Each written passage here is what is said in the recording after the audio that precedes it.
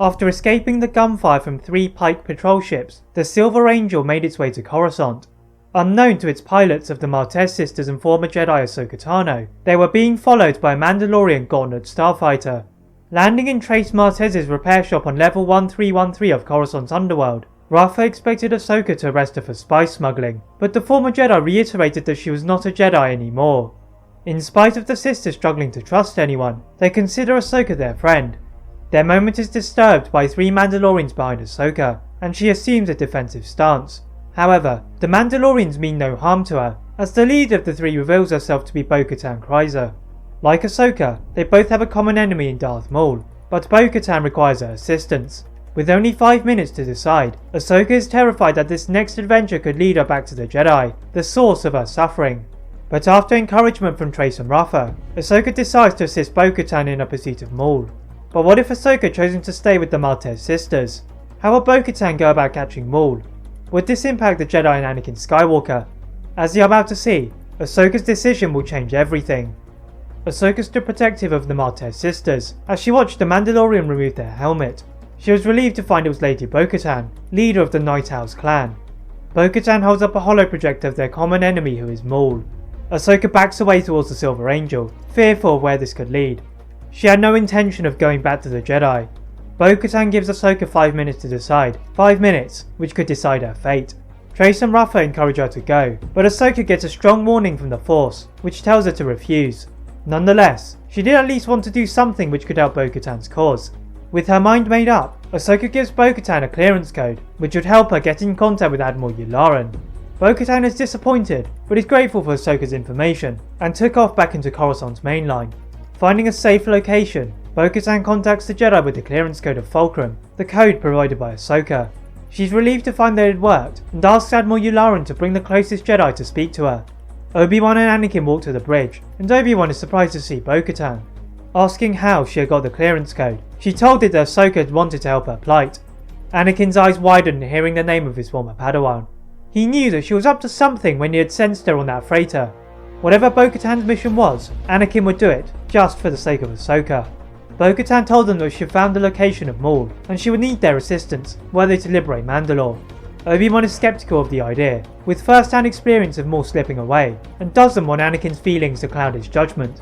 Allowing the Mandalorian shuttle to land in the hangar of the Venator-class Star Destroyer, Bo Katan and a group of Mandalorians descend down the ramp, greeted by Anakin, who is ready to go over their plan, guiding them to the war room.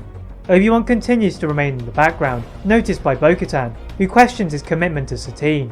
Whilst the loss of Satine still hurt the Jedi Master, his commitment to the Jedi Order stopped him going without the Council's permission. Once Obi-Wan had left the room, Anakin was simmering with rage. How could his master and the Council ignore the suffering of a planet's population? Bo Katan was right. Another war wouldn't put the Republic in a more precarious position. Leading the Mandalorians to a hangar, Anakin introduces them to the 501st Legion led by Rex. Just as they're about to enter their respective gunships, the alarms go off on the destroyer. The other clones aboard the ship move to their new positions, and Obi-Wan rushes in.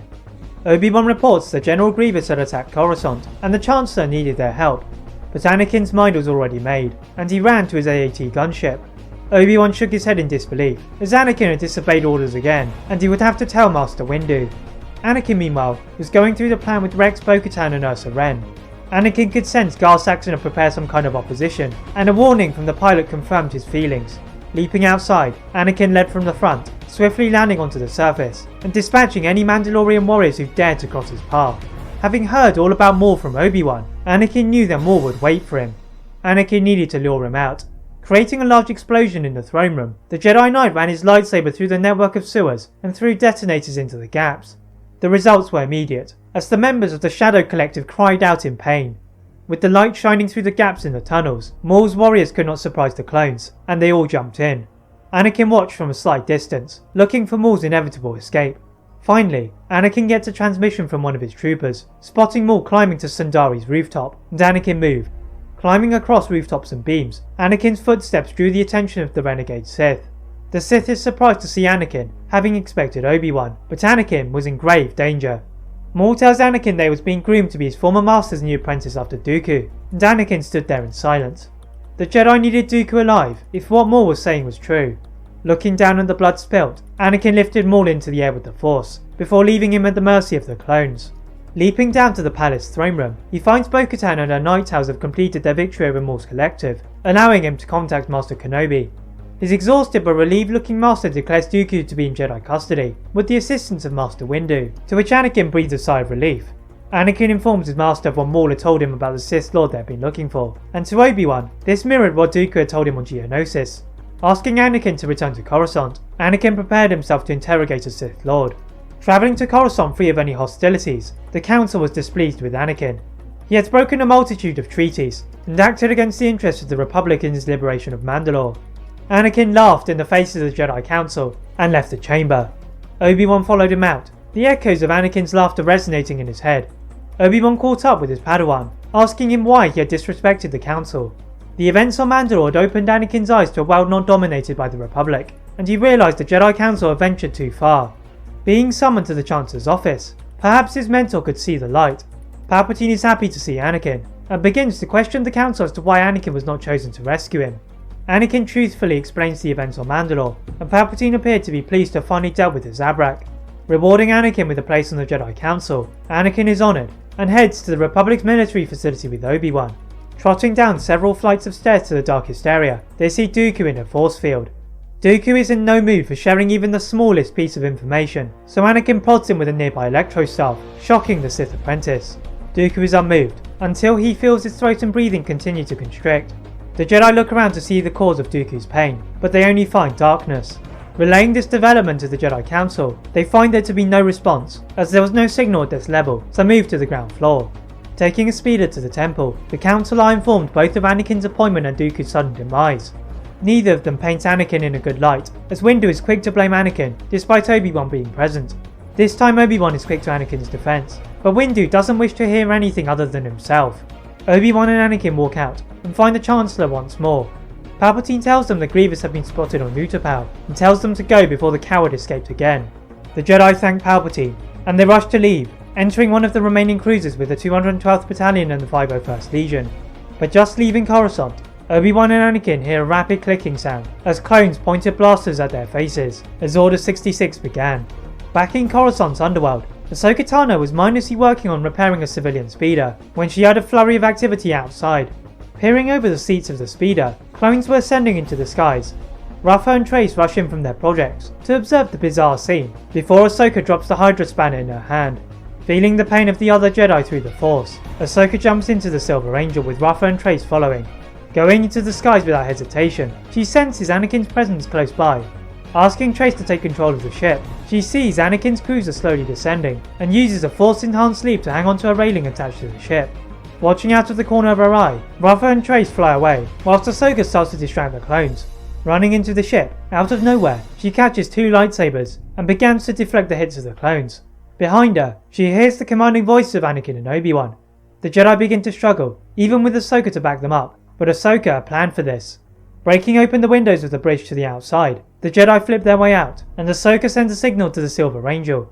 The Martez sisters pick up the three passengers, and Anakin directs them to the Jedi Temple. Ahsoka had tried so hard to avoid this haunted place, but it was inevitable. Suddenly, they hear a metallic banging on their roof.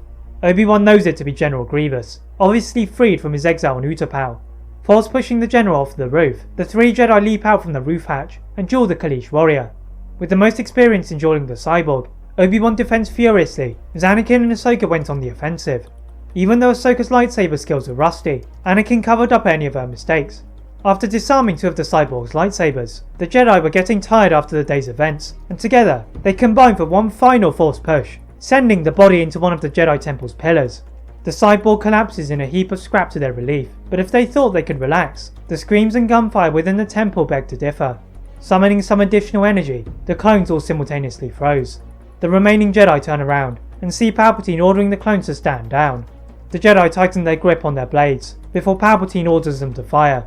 With the Sith Lord joining the battle, Ahsoka and Obi-Wan are soon knocked out of action, both being taken to the depleted medical center, leaving Anakin, Master Windu, Yoda and Shakti. Sidious had not expected such high-profile members to remain, but evidently, the clones had not been thorough enough. Anakin and Windu charged towards the Sith Lord, with Anakin disregarding any previous friendship he had had with Palpatine. The Sith Lord was cackling throughout their duel, the three dancing across the temple floor. Yoda quickly entered the battle, and the cackling stopped as the Sith Lord was forced to concentrate. Discarding Anakin to one side, Sidious tried to crush Anakin with a fallen pillar, but Anakin diverted his remaining energy into shifting it to the Sith Lord. The unexpected retaliation knocked Sidious off of his feet, and pinned him underneath the pillar, where Yoda and Windu cut off his limbs. After Shakti ensured he was put in the same level of cell as Dooku, Yoda lifted Anakin to the infirmary, where he rested for several days. Waking up, he finds Ahsoka and Padme by his bedside, and invites his former student back to the Jedi. Recent days proved to her that the Jedi was her destiny, as the Martez sisters have reiterated. But first, she needed to get her bike back. That is it for What If Ahsoka Stayed with the Martez sisters. If you enjoyed this, please like this video, and if you're new to this channel, and my other channel, subscribe for more What Ifs, as a whopping 76% of you are still not subscribed. And as always, leave a comment on what if you'd like to see next, and how I can improve my videos. Thank you very much for watching, and see you next time.